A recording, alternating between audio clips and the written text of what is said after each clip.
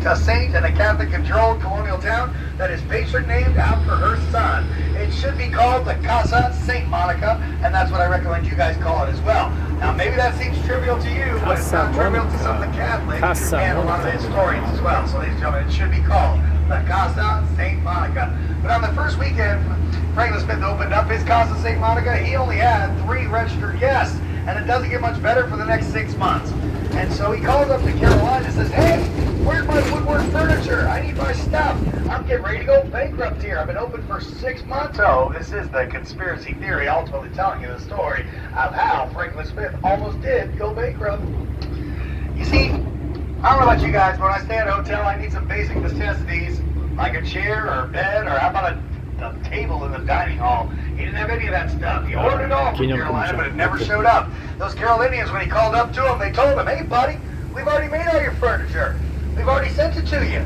We sent it on the trains." Wait a second, the trains? Who owns those trains again, everybody? Henry Flagler. Is it possible that the same guy that benefited so greatly from that poured layer concrete is going to shaft the guy that gave it to him for free when he becomes his competitor in the hotel business? Would Henry Flagler really do that? Well, I don't know, but I do know he went banging on the door there at the Village Arena, banging over there saying, "Hey, buddy, heard you're getting ready to go bankrupt." He sounds a little too excited, doesn't he? Then he tells them, "I can't give you the full $2 million you spent on your Casa St. Monica, but I will give you the $385,000 that the bank's demanding." How does that sound? Henry Flagler steal the Casa St. Monica for pennies on the dollar from Franklin Smith. And guess what shows up 5 short days later? All that furniture, ladies and gentlemen. Now, we know it was up in Jacksonville in train cars for about 7 months. We have to prove one final thing before we can call this history versus a conspiracy theory. We got to prove Henry Flagler knew where it was. Now, of course he did, right? How's he going to show up 5 short days later if he doesn't know where it was? But we got to prove that before we can call it history. All right, now, ladies and gentlemen, here's our next stop, stop 14, our Cathedral Basilica. Not all Catholic churches are basilicas. And that is a special dispensation that can only be offered by the Pope. We have to do this stop in the street. So with that, only exiting on the right. Cathedral Basilica of St. Augustine. Welcome aboard. Good morning. Good morning. Good morning. All right, with no more on and no more off, we are moving. Keeping those hands and feet inside this trolley at all times. There's no smoking, vaping, or consumption of alcohol on the tour, and I appreciate everybody. St. Augustine Those conversations and phone calls to a minimum. Please keep those conversations and phone calls to a minimum. All right, now, ladies and gentlemen, for this to be Spanish colonial town, it's got to have that Catholic church and this governor's house, and the third thing on the west coast of the United States. Cordova Street, now we're going to turn around here, would not have been here during the Spanish period. There would have been a wall right here called the Rosario Line, the western wall of the walled-in city. And then if you were with me at stop 3 or on another trolley that was talking about the Santo Domingo redoubt, that's where we rebuilt it by Potter's Wax. That redoubt system, fortification system, would have been right here to the left. All those cannons would have been facing west towards the swampland. Now, if you're on my trolley, I told you it would have been attacking from the west, but I don't care if you're on my trolley. You should know a little bit about that if you know anything about Florida. Who do you think would have been attacked? Got himself something fabulous, ladies and gentlemen. I think you already got your gift on getting that question right. But if you look to the right, you're going to see this first thing that Henry Flagler does when he acquires this Casa Monica, St. Monica from Franklin Smith, is he widens this area right here to the right so that the horse and buggy could go straight into registration. They wouldn't have to get off their horses or out of their buggy. They literally could just pull right on in there, hand over their $9 grand entry money to stay for the next 6 months, and roll on out, ladies and gentlemen. He was trying to pull out all the stops to make sure nobody had any excuse to stay at any other hotel. To the right, ladies and gentlemen, in his windows here at the Trinity Parish is Louis Comfort Tiffany stained glass. Every one of those panels are worth millions. That third panel, worth double the rest of them. He's signed.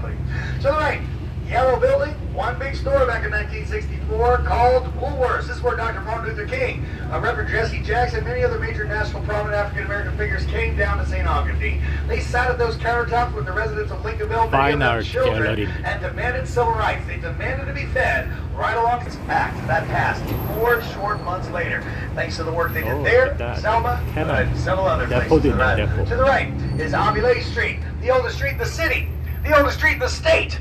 And you guessed it, There it is, street numero uno, the oldest street in your nation, right there. Named after the founder of Pedro Menendez de Levis, the founder of St. Augustine. Ladies and gentlemen, that is Aviles Street. Now, ladies and gentlemen, when we say a name like Pedro Menendez de Levis or Juan Ponce de Leon, we're giving you both a name. Your boots he's wearing, he becomes a whopping 5'10". Now we got a real He-Man, a real Napoleonic figurine. But ladies and gentlemen, when we say a name like Juan Ponce de Leon, we're giving you both the name and the location. Juan Ponce de Leon. Now we know Spain today as a nation, but before it was a... Now, our next stop is our marina. Stop 15, where you can board an ecology tour, learn all about the fact that when you're a goat. But ladies and gentlemen, that washing machine's actually at the Old Store Museum experience back at stop number 1. Facility on the 3rd floor as well. My sister got married about 9 months ago. She had a double rainbow going over the bay the same day she got married. Right up there on that 3rd floor, right there is where she got married. So, anyway, O.C. White's and our marina. This is our next stop, stop 15. They're having a brunch right now. Feel free to go do that right there at O.C. White's. Enjoy that right here on Sundays. If you're exiting right inside, going down backwards like a ladder, this is stop number 15. number 15입니다. 여기서 브런치 같은 거를 먹어도 좋다고 하네요. 마리나가 보이시죠? No more on and no more off. We are moving. And Black Raven. 해적선이 it's 보이죠. supposed to instill fear in 해적선. the hearts of men. It just doesn't do it for me. I think it's the yellow stripe. If they got rid of that yellow stripe, I'm sure I'd be shaking in my boots. Well, they do a wonderful tour for the kids in the morning. They'll take you out to the bay at night. You'll bring it all night. Have a great time. Now, this bay is known as Matanzas Bay today, but you're never going to hear me call it that. No way. I'm not going to call our beautiful bay Murder Bay, Massacre Bay, or Slaughter Bay. That's what Matanzas means after all. I'm going to call it what the original Tomicuan Indians called this bay. The Bay of the Dancing Dolphins. Now, ladies and gentlemen, always be looking out there. Always. Because at dawn and dusk, that's on a hot day like today, that's when they're jumping. And it's still warm, the water's warm, they're out there right now. Dawn and dusk is their feeding frenzy time, that's when they're jumping all over the place. And always be looking out there, you never know when they're going to jump. When you look across the bay, you're going to see the second largest lighthouse in the state. The oldest one was called the Old Spanish Watchtower, and it fell into the ocean. Oops! It was made out of coquina, and it was in that location. Oops again. What is that stuff? Well, I'll tell you more. The largest lighthouse is in St. Daytona. Francis The Barracks. brightest one is in Hernando County on the west coast of Florida. That one's pretty bright though as well. It can be seen 19.5 miles out to sea. That's for now, right? So be careful if you're going to go up in the top of that lighthouse, climbing those 219 steps. After all, our lighthouse is haunted. That's a fact. I don't even believe it, ghosts, and it's still a fact. Owned his house 1702. 와, In 1701, the first governor of 1702년에 Georgia 지어진 burned the his place down to the oldest ground with house. half the town. When they rebuilt it out of coquina. There's that word again. All right, now they got 3 wonderful museums inside this place. Now I actually did surf Hurricane 2. I was 10 years old at the time. Boarded up my house. Yes, there's a little more leg room. Ultimately started surfing on the East Coast. I'll tell you a little bit about that as we're moving on. So, Guy Wolf, and it just so happens to be my great-great-grand uncle. Gonzales He was Alvarez 17 years old at the time when he made his own board out of driftwood. He was attending St. Augustine High School with him. Ladies and gentlemen, he is the primary one commemorated at that museum, but he's not only the first surfer in the Sunshine State, he's also the first surfer on the eastern seaboard. There, ladies and gentlemen, let's make it very clear. There was absolutely surfing in California first. He is just the first on the east side. Pretty little bit to the right, you're going to see a pink house. 1 story with windows jutting into the street. You guys see that house right there? Room.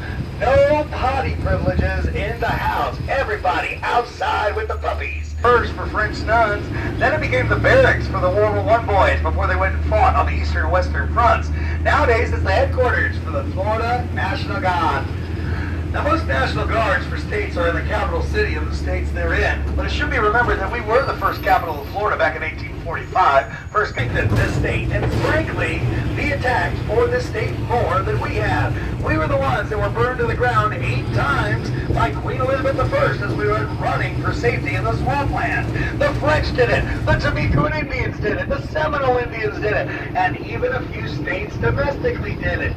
And I think I have a few people from those states on my trolley right now. I'm talking about you Georgians. And you Carolinians, you folks, I know who you are, and I know exactly where you're seated. Made out of concrete, 2015. The shorter one is made out of coquina. A seawall for 200 years, and it was a bad, bad seawall. Ladies and gentlemen, point at that wall, tell it it's a bad wall. So coquina is a phenomenon that happens in our bay and in the Atlantic Ocean. It happens over the course of a couple thousand years, a couple millennia, as oyster shells and clam shells start to break limestone at that point. And ladies and gentlemen, that rock is malleable underwater. You gotta shape it the way you want. But once you harvest it, bring it to the coquina. Our fort, Castillo de San Marco, built out of coquina, 1672, half the town. But ladies and gentlemen, it's also a porous material, just like you are a porous material. You have pores so that you can sweat. The coquina has pores so that it can breathe. And last time I checked, any seawall, any good seawall that has a bunch of holes in it, well, there is no good seawall that has a bunch of holes in it. Ladies and gentlemen, we were wondering what was keeping this land all swampy. It was a bad, bad seawall. And all right, now ladies and gentlemen, our next stop is our fort, our Castillo de San Marco, and it's directly in front of you. And ladies and gentlemen, it is your oldest masonry fort in the United States, 1672. But I also contend, and I'm going to try to prove it to you right now, America. Don't just take my word for it. Hear the history. Here it is. To the right, look, there is the mouth of the bay. Imagine 30 ships coming in through the mouth of that bay, shooting cannonballs. Our Castillo de San Marco for 30 days straight.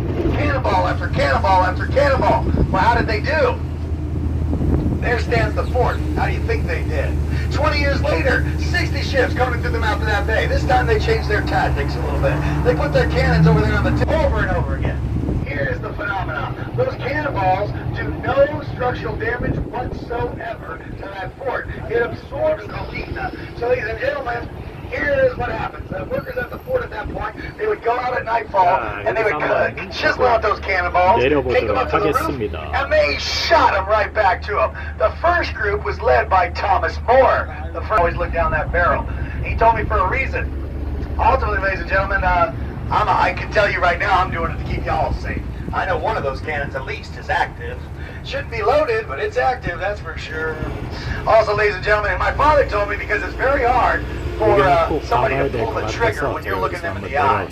Only a true psychopath can do that. Only problem with that stat I ended up having to tell my dad later on in life is that about 70% of crimes are committed by psychopaths, and they're usually armed when they do it. So don't get too brave on me now. All right, if you're exiting on the right-hand side, going down backwards, the car right there. 넘버 17에서 내려보겠습니다. But ultimately be very